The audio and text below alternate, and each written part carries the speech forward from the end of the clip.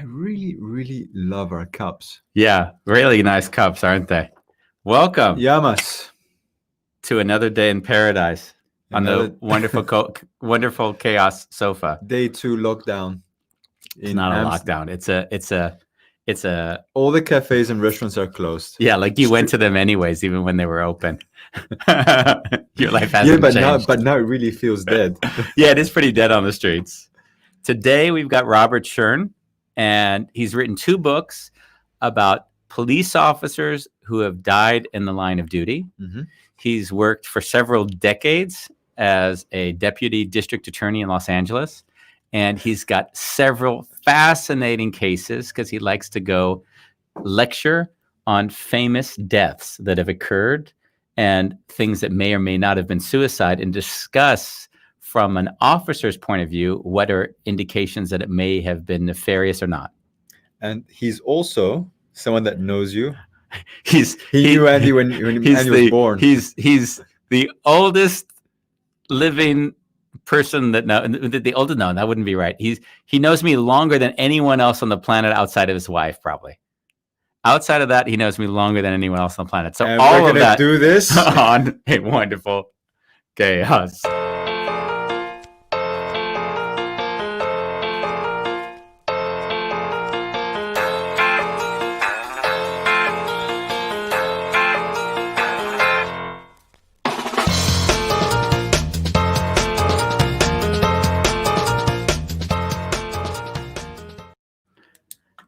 So, Bambos. Hello, Andy.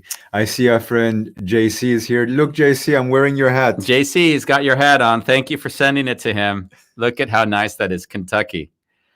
Yeah, Bambos, this is quite interesting, isn't it? The person who knows me the longest in my life is going to be on the show. You can ask him any questions you might about the 1-year-old self. How was Andy at 1 year old? Chubby? I had bold legs. I don't know if you ever see pictures with me. I have like really bold legs. Bull. You know, like it looks like a kind of a circle. No, I haven't. They were seen worried that I'd have to put some kind of braces on. Really? Yeah, and my ears. Their ears, Mom thought she might have to pin back my ears at some point because they were too big. So Bob and Xanda Xanda's Bob's wife, they were my parents' oldest friends. So I know them from forever. And Bob and Xanda have 2 kids that are also the same age as my brother and me. So we were sort of raised as families together. So that's sort of the background. But the weird thing was that, you know, my dad was an accountant. But when you went to Bob's house, he had like weird things around the house. So you'd see like pictures of kind of dead people on a corner table or something. And just there was always activity. In fact, one of the weirdest memories I have from my childhood was they used his house as a stakeout location for a drug dealer 5 houses down. So his house is full of like wiretapping equipment to find a drugs guy that's down the road from him, right? Wow. So there was just always funky, weird things going on. So I haven't seen Bob in so many years. I bring Ronnie, right, my wife, to visit him. And he then pulls out his book, which came out in 2017 called Blue Lives Matter. And then he's produced a second book, which follows up on these police officers who've died in the line of duty. And he's also doing a third book. But the most amazing thing, which just, I mean, it kind of speaks to, you know, my childhood memory, is the first thing he says is he takes a picture and shows Ronnie a dead person who's been killed and says, "How do you feel if I put that in the next book?" And how does Ronnie respond? And Ronnie looked at it. She didn't think it was all that abnormal, but she thought fascinating that, you know, pictures of dead people are kind of so common in this world. But he worked as a deputy district attorney for many what do we call it? Not generations, maybe even generations, decades. And decades? Is that correct? Yeah, would it be correct? And in it, what I saw was that he looked at the world through a lawyer's eye, through a what can be proven, what can be disproven. And that's what made it so fascinating, because what I've noticed when we talk to a lawyer compared to somebody else, everyone gets an opinion. a lawyer has to work, and a district attorney has to work off fact and building a case. And so in that way, it was really a fascinating world. And he does talks on the death of Michael Jackson, on Natalie Wood, on who else? We have Marilyn Monroe. We'll talk about Marilyn Monroe as well. So yeah, that's sort of the background of Bob. And I thought, I've been waiting for someone to drop out of a show so we could bring him on. And so today was that opportunity. Yeah. Yeah. So it's a mix of things, So it's a reunion. It's a reunion. Yeah. Sort of. He would know a lot about me that I don't even know he knows about me. Oh, goody gumdrops. Goody gumdrops, please. Let's bring him on. Hello. You're live. We've got you Good here morning, now. Andy. How are you?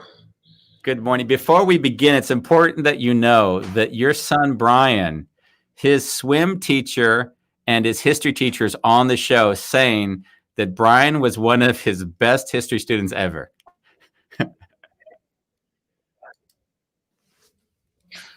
So you've done well with the kids. Works. But the DA has to prove the case, and about how it's going to go to court. There's a lot of cases where we really suspect that someone is guilty.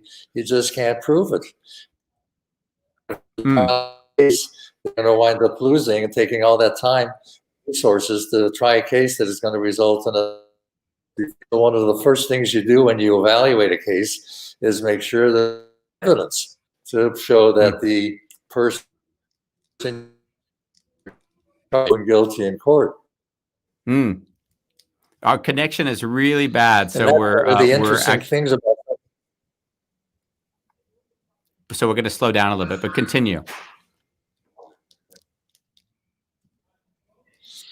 Well, that's one of the things that's sort of interesting, especially cases that are Blue Lives or Black Lives Matter group. They want all these cases filed, and some of them, of course, are easily proven.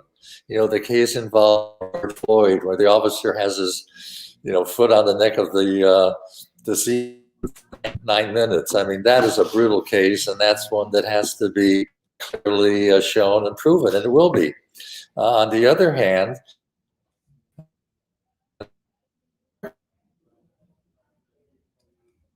woman who are times by these officers entering her house, short.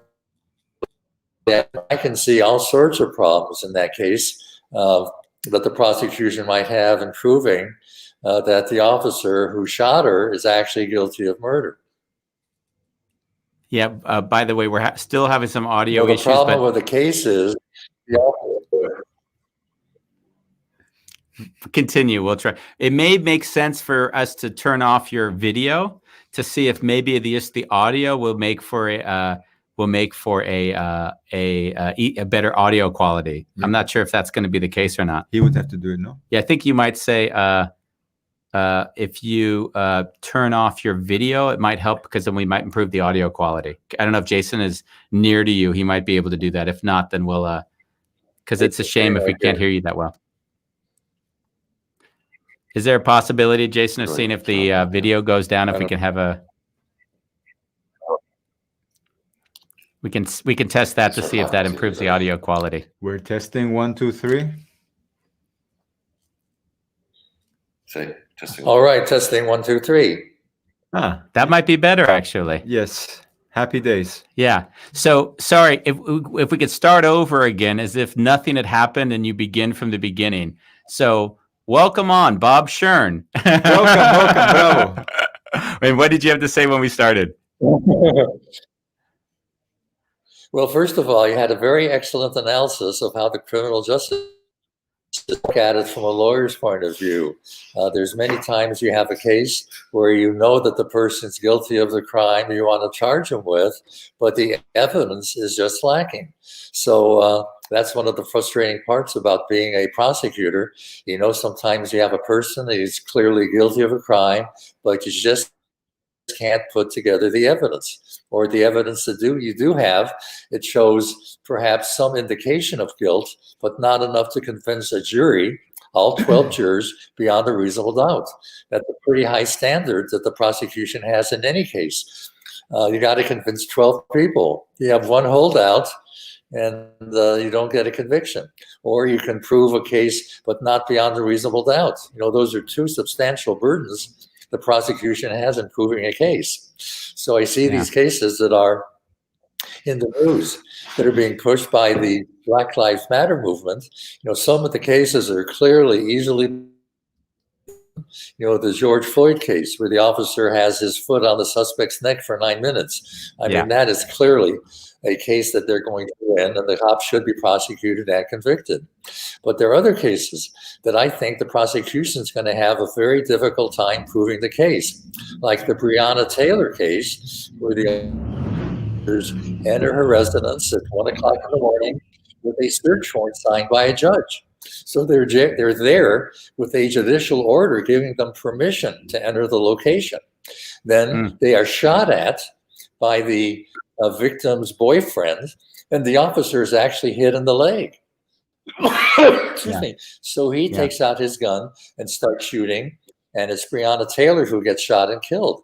But he's got a decent argument of self-defense because he's being shot at while he's serving a court order that, for all he knows, is a valid court order for this nighttime service.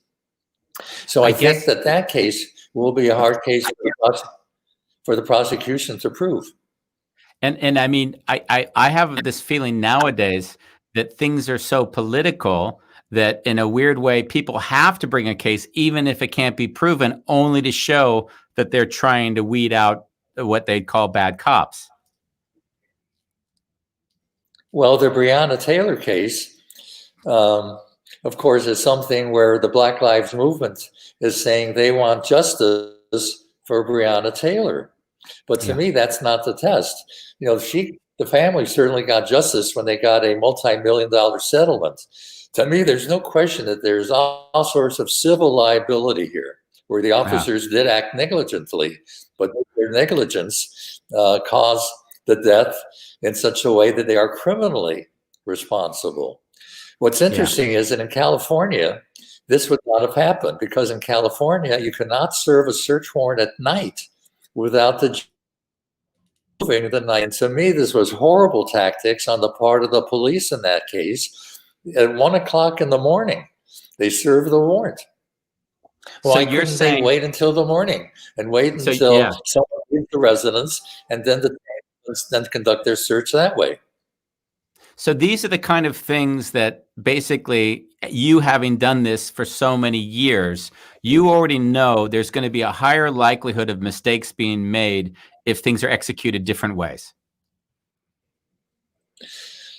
Well, that's certainly true.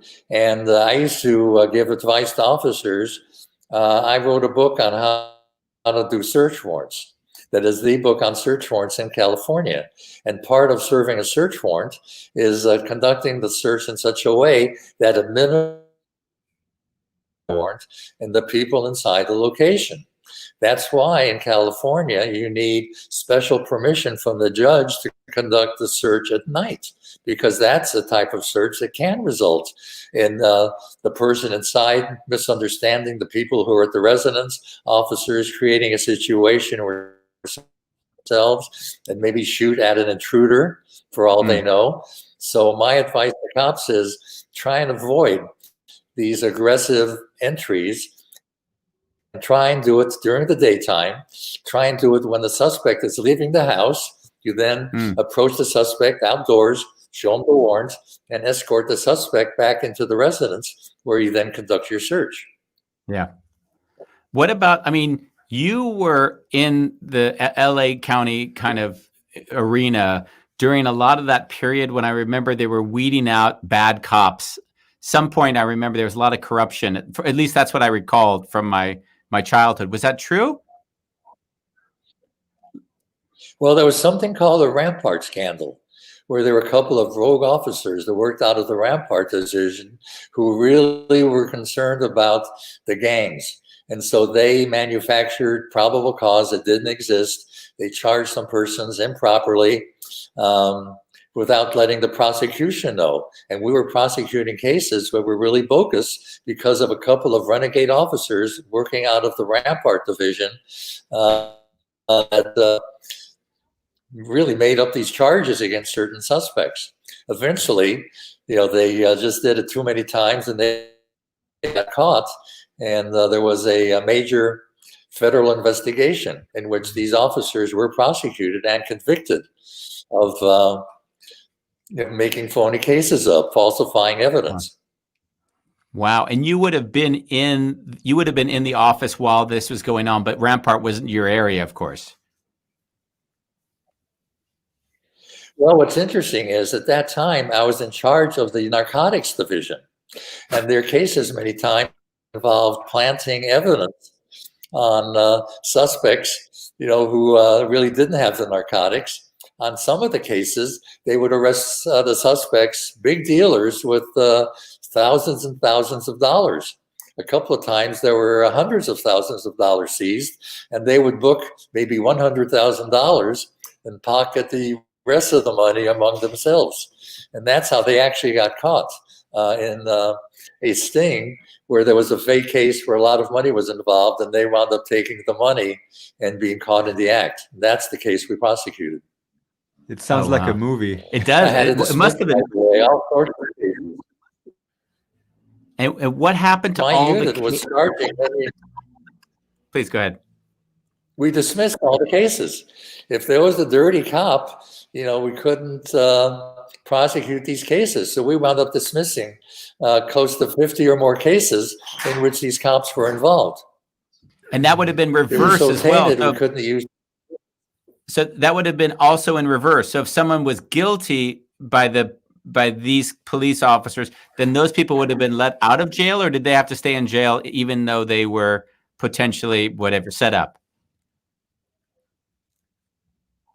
No, when we learned about these officers, even if it looked like a good case, just the mere fact that as a witness they could be so badly impeached, we wound up dismissing every case in which these officers were involved. And these persons were released immediately as soon as we learned about the involvement of these officers being a critical witness in some of these cases. It's amazing. Bob, I have a question for you. I'm really, as you're speaking, I'm really curious. How would your colleagues back then describe you? My which site? Your colleagues. How would they describe you?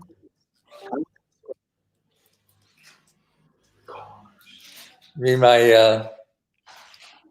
as a prosecutor, you mean, or No, just as a person. Like if I was to ask the 5 people closest to you while you were doing your work, what are the qualities of Bob that you would say most resemble who he is? What would they say about you?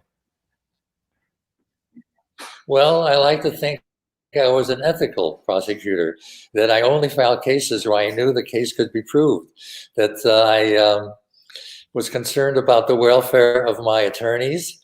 I supported them in trial. There's all sorts of problems that can initiate during a trial where the defense will accuse them of misconduct unfairly. And so I try to be as supportive a leader as possible. I'm a supervisor. I didn't go to court very often, but I supervised people who tried all sorts of cases. In fact, for a while, I was in charge of the unit that prosecuted cases involving cops who died. And those are very sensitive cases. You can imagine how law enforcement feels when one of theirs has been just shot because they have on a uniform and they want to see these cases brought to justice. And we had the best lawyers in the office handling these sorts of cases involving the death of police officers. And because of my background, that's one of the reasons why Steve Cooley, who was the district attorney for 12 years and a former reserve police officer before he became a DA, we wrote these books together trying to portray these officers in the best possible light and showing that it's a rare officer who is a rogue cop and really acts improperly. that we try to portray these officers in the best light possible. And we think that, we're hopefully doing a public service by showing that officers do a job that is very difficult. In what other profession do you have to put body armor on because you don't know if the people you're confronting may have a gun and want to shoot you? And that is something unique to the police profession. Yeah.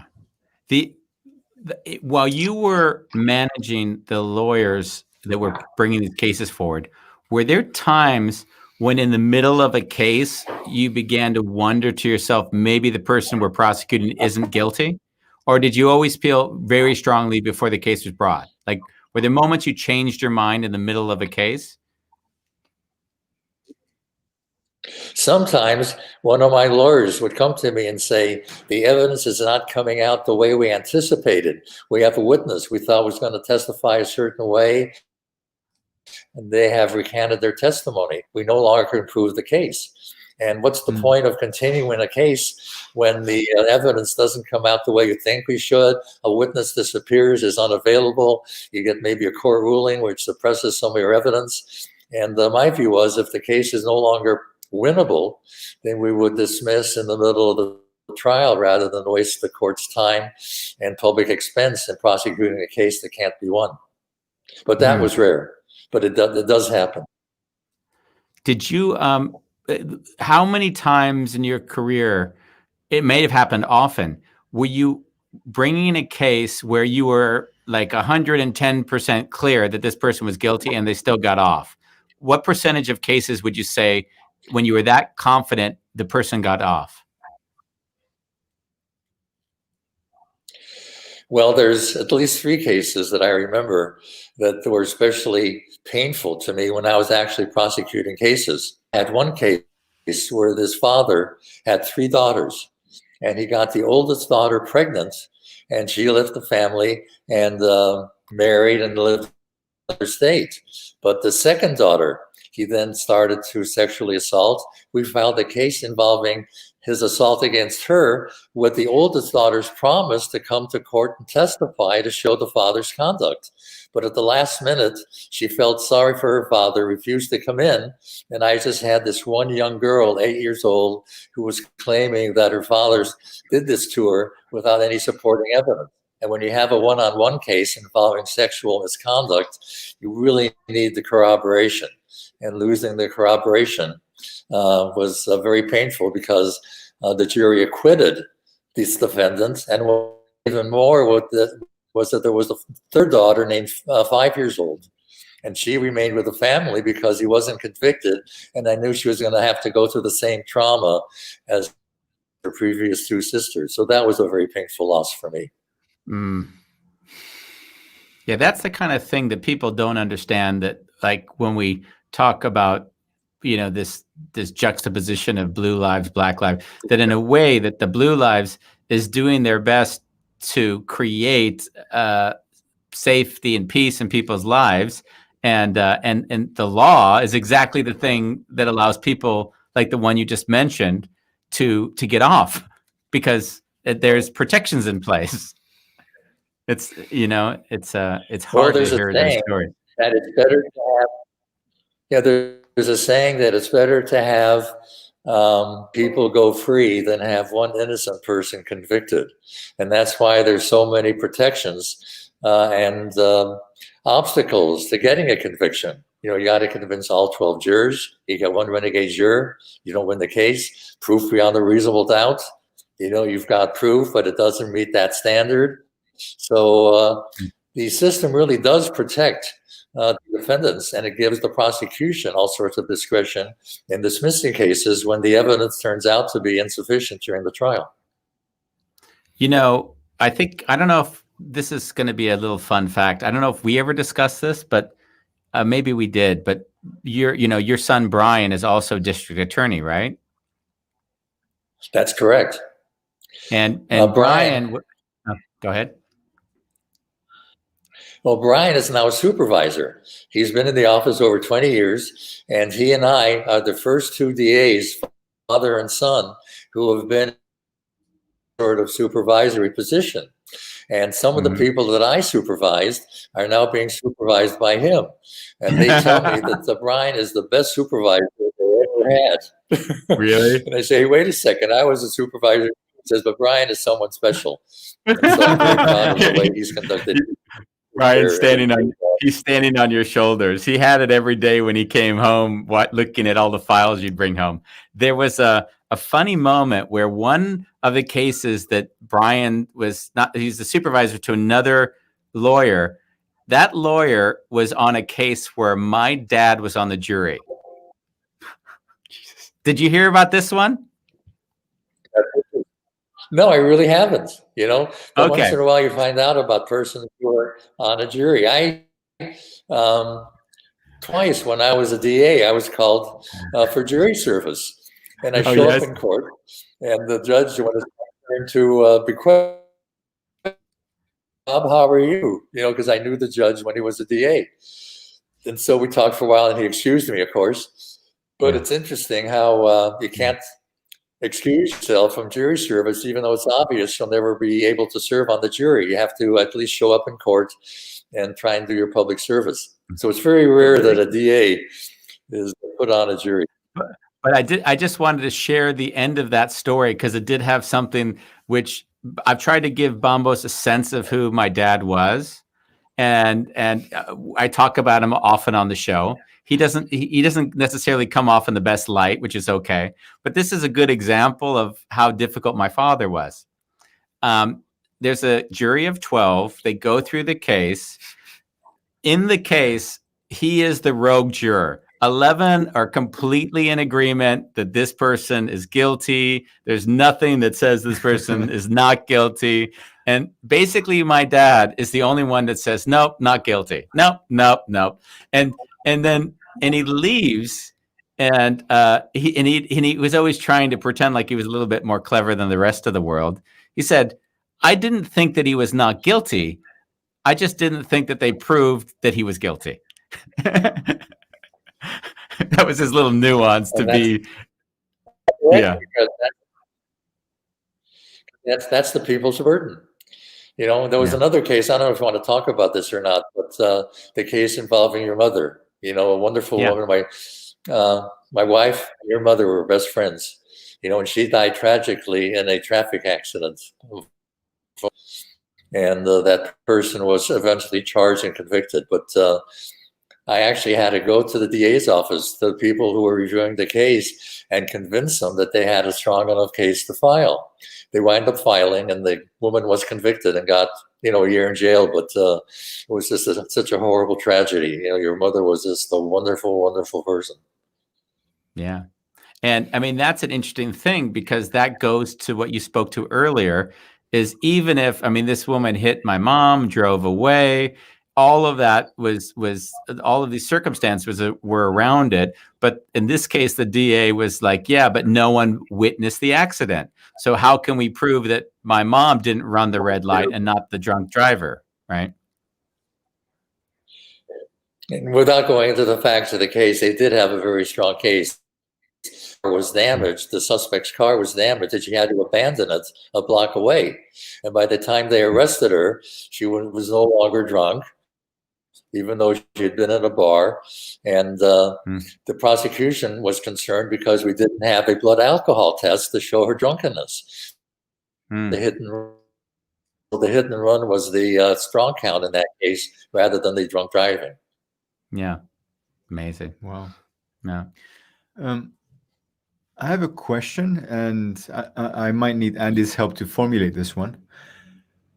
I don't know much about the US, only what I hear from people. And to my awareness, I hear that there's more black people in jail than white people.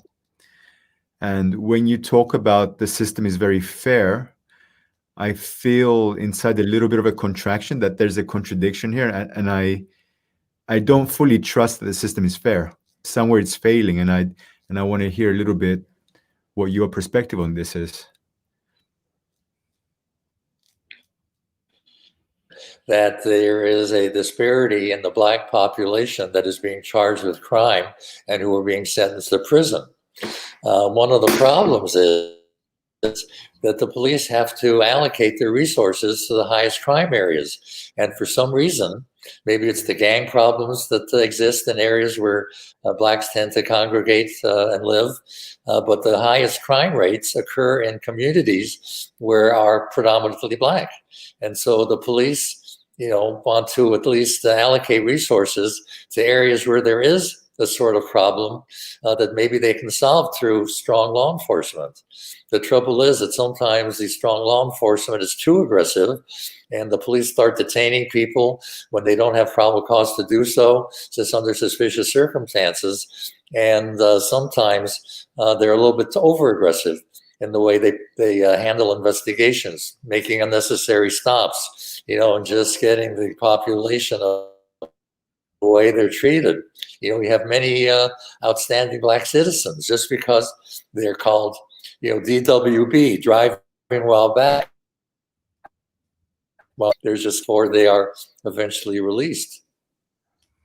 So there is certainly grounds for complaints that the black population has, but on the other hand, the police say we have to devote the resources to where the greatest amount of crime exists. What about the whole strong argument made on both sides?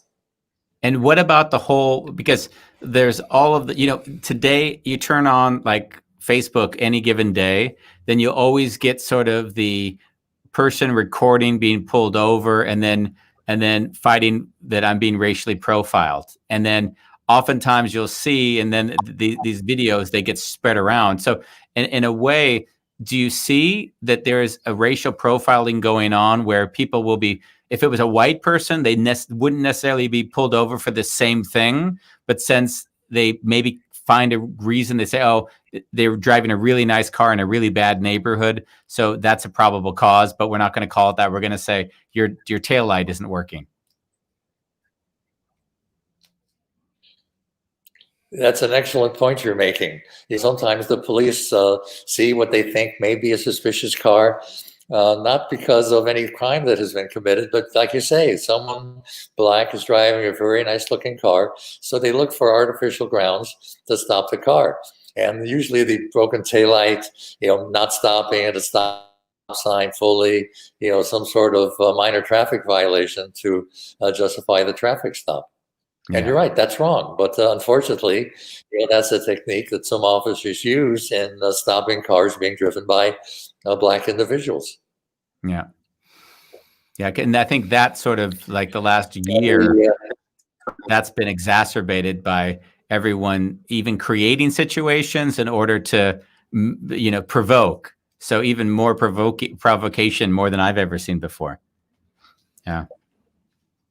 One of the things that troublesome to me is that you have more and more persons who are stopped by the police who have valid grounds, and they're afraid that because they're on parole and maybe absconded parole or just committed a crime, that they're going to use violence to avoid being arrested.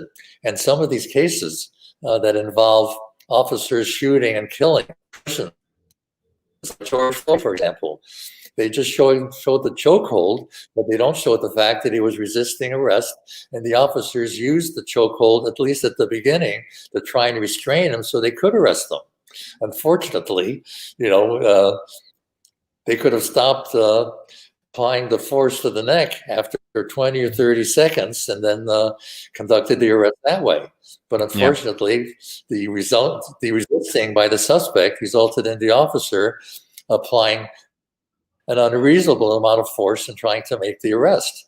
They don't show what led up to the chokehold. They did show the chokehold, and they don't point out that this guy, George Floyd, was on parole for robbery.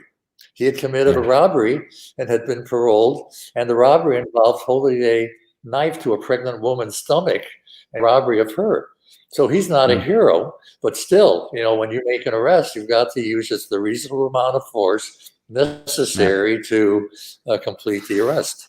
And here, if the officers had just stopped applying the pressure to the neck after 20 seconds, he was immobilized, he could have been handcuffed and placed in the police you'd have never heard of this case. But one rogue officer just screws things up for everybody. Yeah. What you wrote these books about officers that were killed in the line of duty. Which of those stories for you was, say, hardest to write because it was maybe just emotional for you? Like, what touched you most in all the stories you had to write about? Well, once in a while, you may have known the officer, had some cases with that officer. But the one case which I think is the most instructive case is the onion field case. I don't know if you remember that case, but Joe Wamba, who was a detective for the Los Angeles Police Department, was author of books. And he wrote a book called The Onion Field, in which he goes into detail, facts of the case. These two officers stop a vehicle being driven by a black man with a white passenger. And so they had the reason, they say, hey, that looks suspicious. Two guys in a car, black and white, so we'll stop them and investigate. What they didn't realize was that these two guys had committed a series of armed robberies and thought they were being stopped to investigate these robberies. So as the officers approached the car, they're able to get the drop on the two officers, kidnap them, take them into Kern County, and stop at an onion field, where they get the officers out of the car and shoot one of them in the face and then in the chest and kill him. Because it's early in the morning, the other officer is able to escape. And these guys are caught and convicted. Just the fact that officers can be kidnapped like this, that's something that every officer is worried bad enough to be kidnapped and taken to a field to be executed. That was, to me, such a troublesome case. They made movies out of this. Yeah. And one of the things that I couldn't believe was one of the suspects eventually was paroled for this horrible crime. They got the death penalty originally. Death penalty was reversed. And, somehow one of them got paroled. The other died in prison.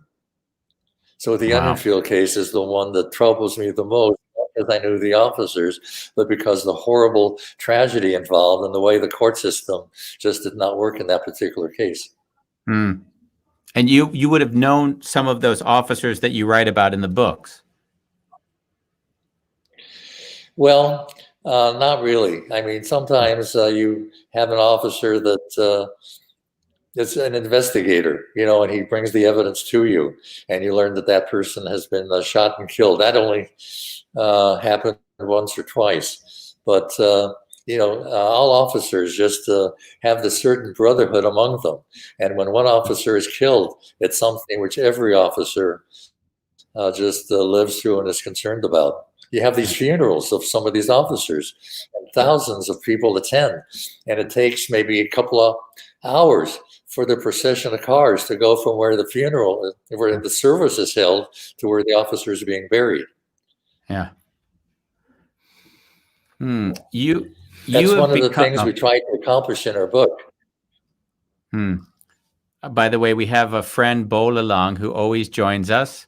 He's in South Africa, and he's made a few statements, and I didn't understand this. It's sad that there would be a police officer who is not just in the force. Not exactly sure what that means. He's not fair. He's not fair in the force. Oh, yeah. And then crimes rear more crime. Crime of making blacks lesser citizens causes crime. Discrimination is bad for humanity. That's very clear. And he asked, which of the two murderers was paroled?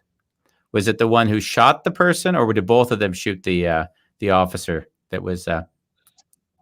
Well, the one, there was basically two subjects. Was just a classic person of an evil individual. He's the one who actually went inside these places and did the robberies, while his partner, the black suspect, sat as the getaway driver. Mm-hmm. So the getaway driver is the one, because he was not necessarily the actual shooter, but was there and assisted in the kidnapping of the officers, was convicted. But I guess the parole board felt that he had, over the years he was in for years before he got paroled, and then he went back to being a drug addict and wound up dying of an overdose. Wow. So, you're right. There was a reason why the one was paroled, because of his lesser involvement compared to the actual one who was the shooter.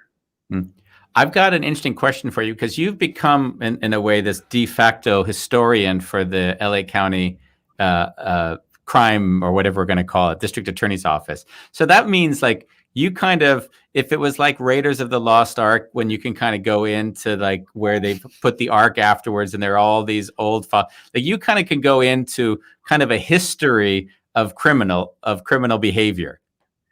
So do you like walk into rooms where there's boxes, these typical brown boxes you'd see in a movie that are like lined along in a room? Is that the image that I would have? Would that be correct? That is an excellent.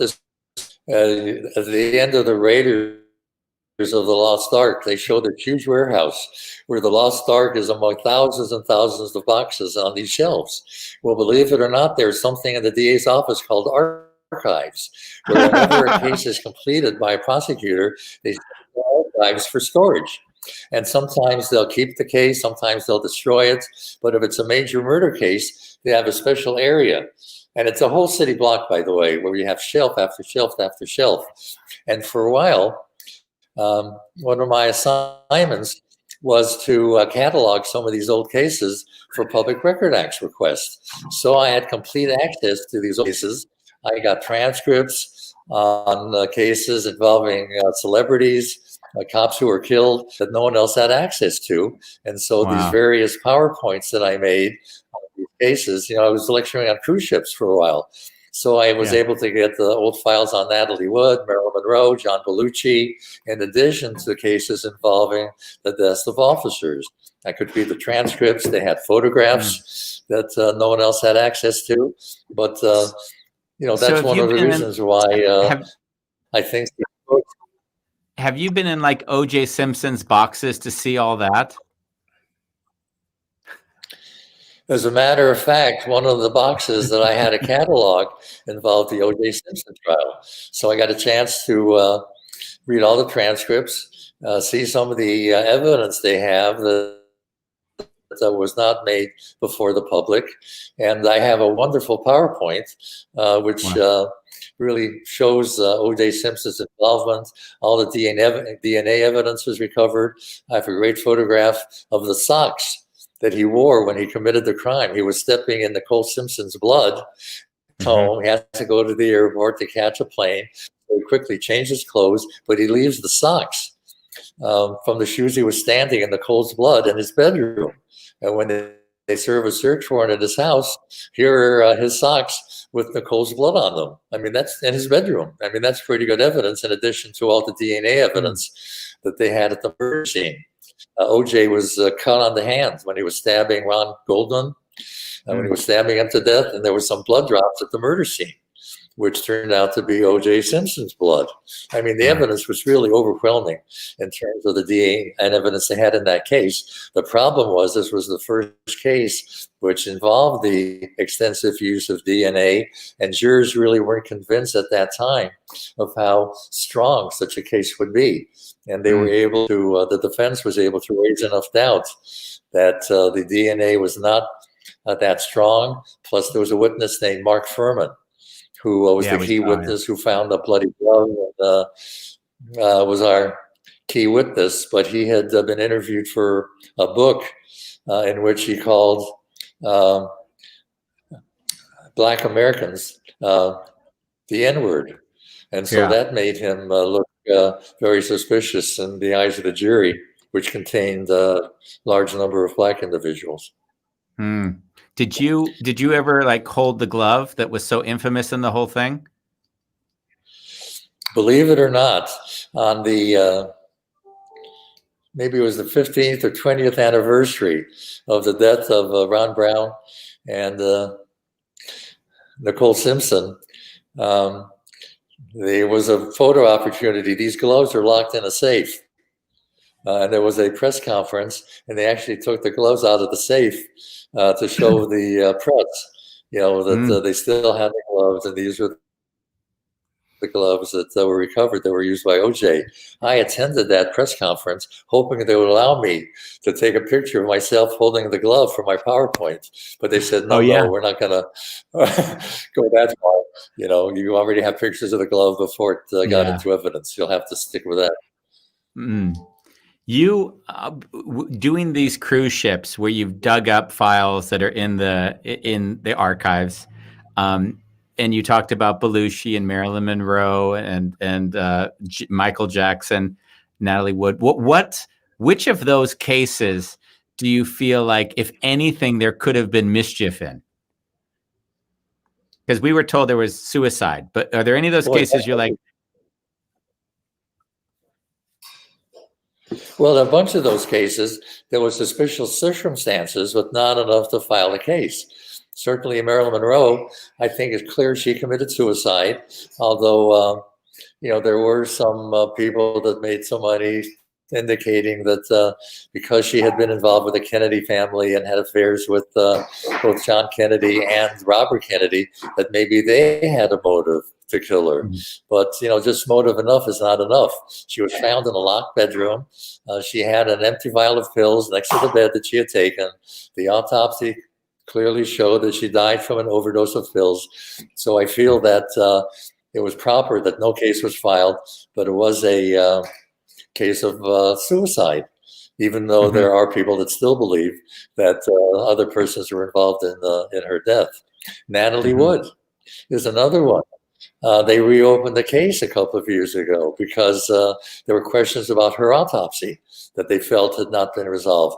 But upon a further review of all the evidence, the Sheriff's Department concluded that the initial analysis was correct, that she did drown when she tried to leave the boat. It's a long story, but they said that she did drown. And even though there were some marks on her body that suggested maybe she got struck by something, that was resolved by the fact that she had died holding on to a small boat, which she was using to try and get away. And she was in the water, and the boat, when she was trying to rescue herself, she got bruised. You have to hear the lecture. But I believe strongly that she did die. Just an unfortunate drowning is what I think is the ultimate conclusion. The Robert Wagner did not arrange her death. Yeah. Are there ones that you found suspicious, though, where you're like, there's something that just doesn't feel right in this case? So he's asking about your intuition. To be honest, no. These celebrity cases are so well investigated. You know, the news is all over them, and witnesses are definitely interviewed in such a way that the case is pretty well proven before it ever goes to court. It's just sometimes the facts of the case that are so interesting. I thought the Menendez brothers was a fascinating case. The two brothers that killed their parents because they were afraid they were going to be left out of the will. I know, and fascinating that, of course, my cousin Jerry was the one defending those two. I mean, what are the odds? What are the odds that my cousin is defending serial killers that you're now tangentially in some way now? That just blows my mind. Wow. Well, Jerry Shayla was the defense lawyer in the Hillside Strangler case, which was a case where it was very clearly proven. And one of the toughest things to do is represent someone that you know is guilty and still give them a strong representation. And Jerry Shayla, to his credit, you know, did his best to cross-examine witnesses and do the best he could to at least represent his client to the best of his client. And I give him a lot of credit for that. I think he must have been pretty hard for Jerry. Yeah, I think he feels at the end of the case, he had to hear the jury say guilty of first-degree murder 10 times, and then impose the death penalty. I'm sorry, and then impose life sentence. Yeah, without parole. I was going to say, I think he felt as if he even won because he didn't get the death penalty, got life without parole. So in some ways, that he served his client. Well, he wound up dying in prison eventually, but the reason the jury came back with life without parole, one of the key witnesses, in fact, the key witness was the partner of one of the Angela Hillside Bono or Stranglers, something. who testified. Yeah, Angela Buono, and was the one who was charged, and the cousin is the one who testified, who was a partner, and he wound up, because of the fact he was a witness, he wound up with a deal, life without parole. The jury felt that if one got life without parole, that should be the appropriate sentence for the other one. Oh, wow. Fascinating. Yeah. There was a time, by the way, in the late 1980s, where the DAs in LA County were prosecuting a whole series of serial killers. And there were, I think, at one time, 4 serial killer cases being prosecuted, including the Hillside Strangler case. There was the Night Stalker case, called the Sunset Strip Killer, who would pick a prostitute. American movies. You know, and all these cases are going on at the same time. So LA at that time was being known as the, serial killer capital of the world. Yeah. You had Zodiac Killer before that, I guess, as well. Well, I think that was the Bay Area.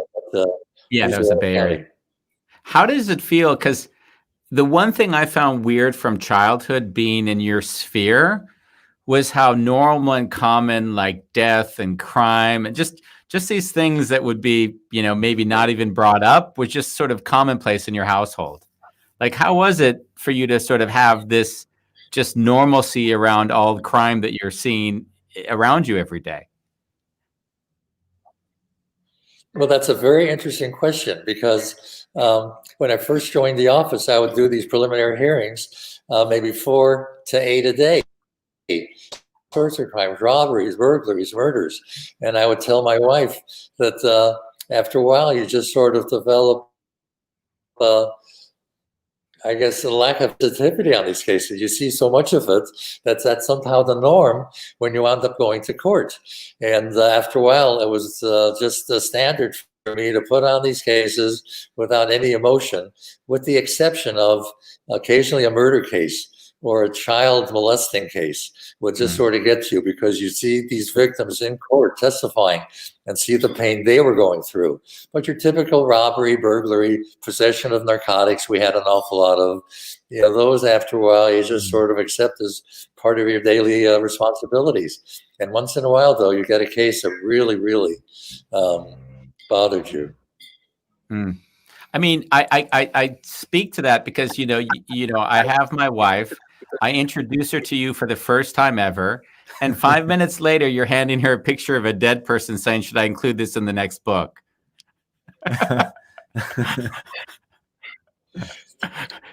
Well, that's something interesting. How do you explain that? In all the books we've written about Officers 9, we try not to have any photographs of the officers. Yeah. There was a shootout where the suspect was killed along with the officer in the shootout, and we'd show a picture of the suspect. I remember. But we thought it would just be too offensive and violative of the survivors to include a picture of the officer who, was shown either in an autopsy or at the murder scene. Yeah. The one that you showed at that moment was the person who, it was really famous at the time because it felt like it was out of a Hollywood movie, was when the people put on like a Kevlar vest and kind of went out like a mega military and just were shooting with like guns that were armor piercing and basically just wreaking havoc on the police force there. That was a big thing on the news for us. We've got a couple of cases we have in our books where officers were not killed, but they were involved in violent shootouts. I don't know if you remember when Patty Hearst was believed to have joined the Symbionese Liberation Army, and the police tracked the SLA to a safe house in Angeles. And there was a huge shootout where 6 people were killed, 6 members of the SLA were killed, and we didn't know for a few days if Patty Hearst was one of the ones that was dead. Finally, they found out that Patty Hearst had left the safe house to get some supplies for the group, and that's when the shooting took place. So Patty Hearst survived, along with the 2 others that went with her. But that's an interesting case that we include. We also Wow. include the North Hollywood shootout, where a couple of suspects who were dressed in body armor go into the bank in North Hollywood.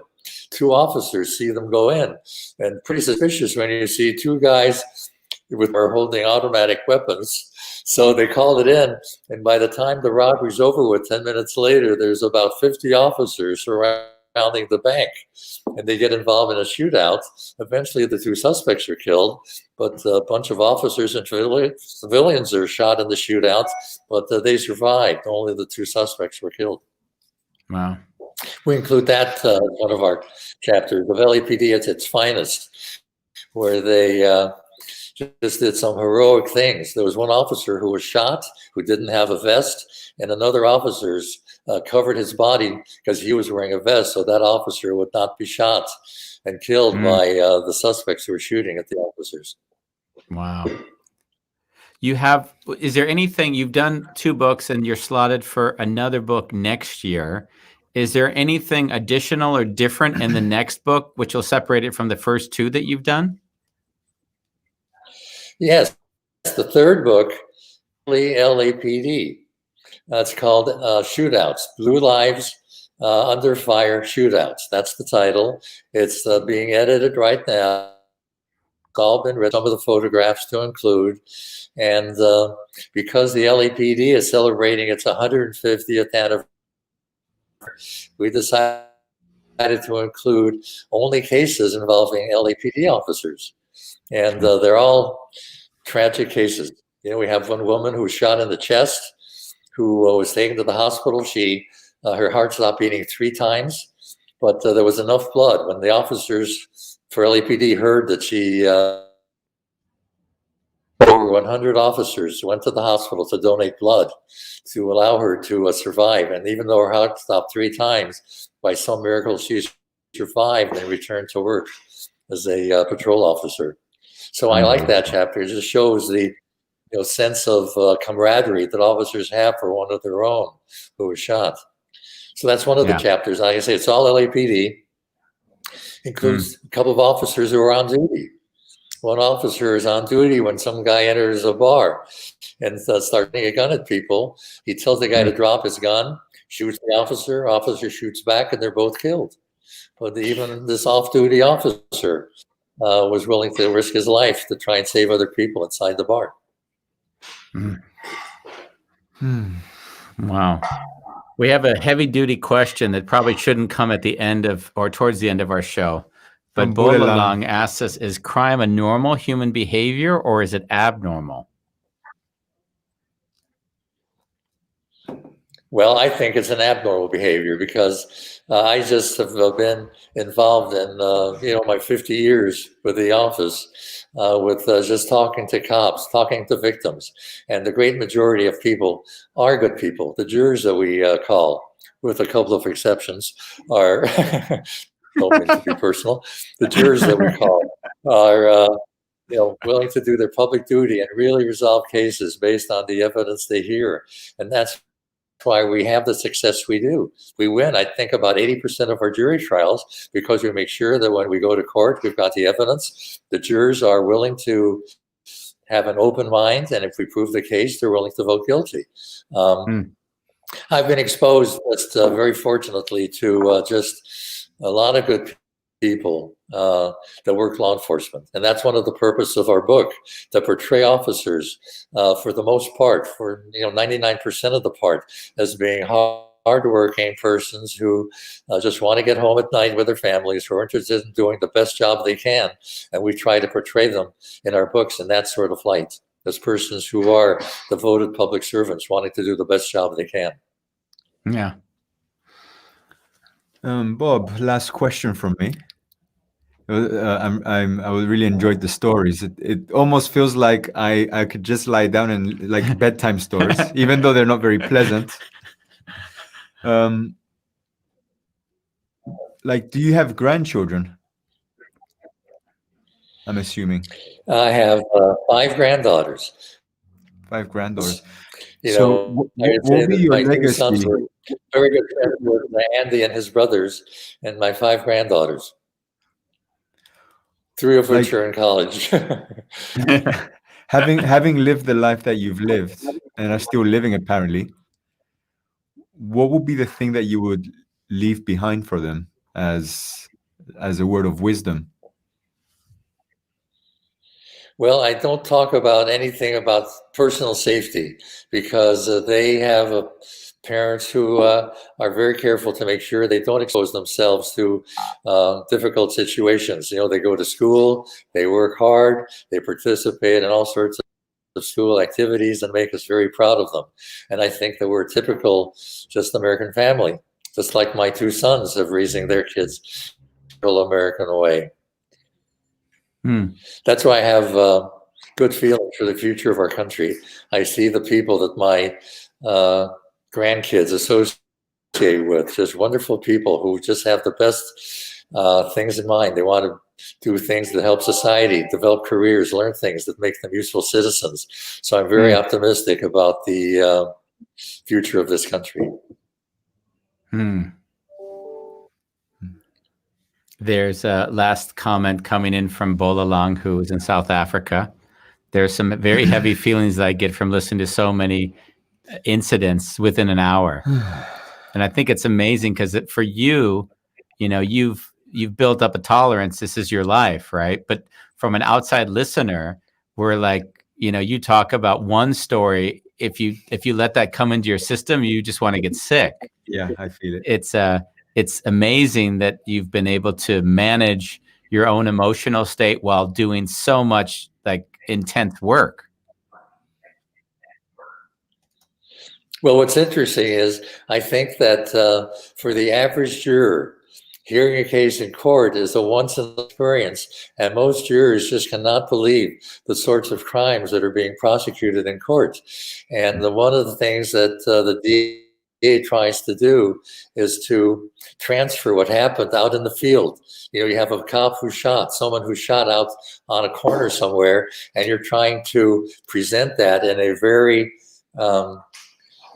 sort of, you know, difficult setting, you know, where you have to put out what happened in the street in a courtroom setting, which is very, it's sort of shallow, you know, it's sort of difficult when you're trying to show what happened out in the street.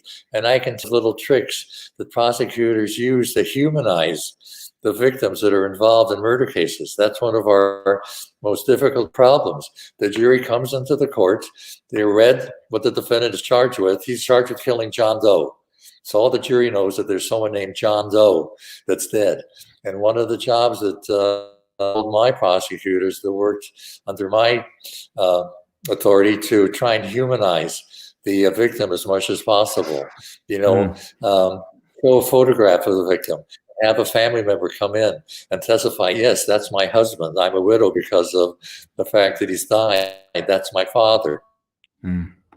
Not just a name on a piece of paper, but it's actually a real person whose death is being litigated in the courtroom.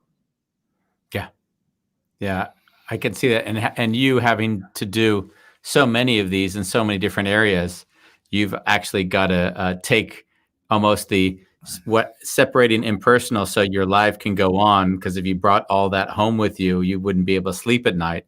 But at the same token, if you don't humanize them and make them real, then the likelihood you'll win is also lessened, or people won't reward. That's your view plus the jury. You know that the jury is going to have the attitude you have when you first joined the office. They're going to be really amazed that this sort of activity can take place. And most of the time, we do prove the crime.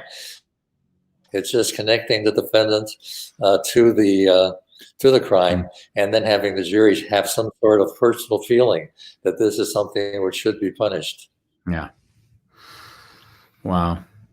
Well, Thank you. We've come up over our hour. We extended a little bit over because clearly we had some more questions to ask. There are a lot more, obviously, but that I think I'm going to have to take a shower from all of the tension that's now soaring through my body just listening to the all of the situations you've gone through in your life. Yeah. Thank you, Bob. Thank you, Bob. Well, It was incredible to be with you. For our lifelong friendship.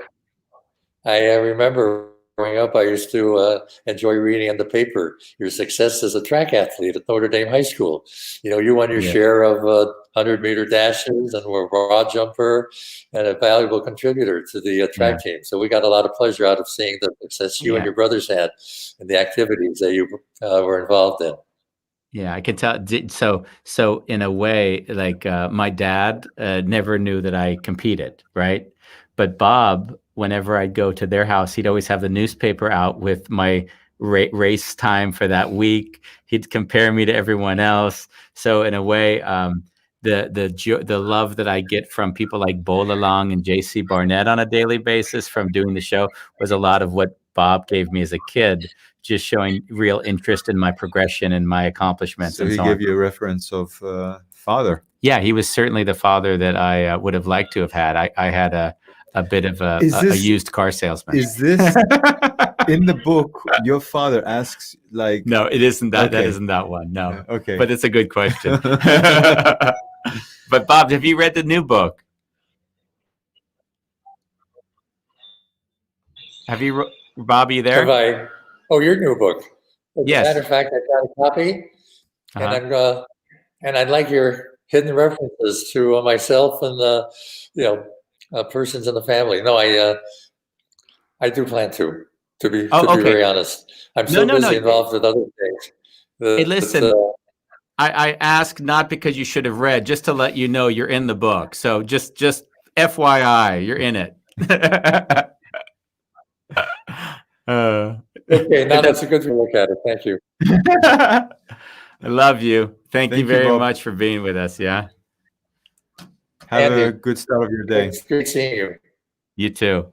Yeah, speak. Thank Bye. you. I enjoyed the interview. Thank you, Jason, for helping get this connection going. Bye. Yeah. Andy, it's weekend. It's a weekend. Look at me, I'm spitting all over my. Yeah.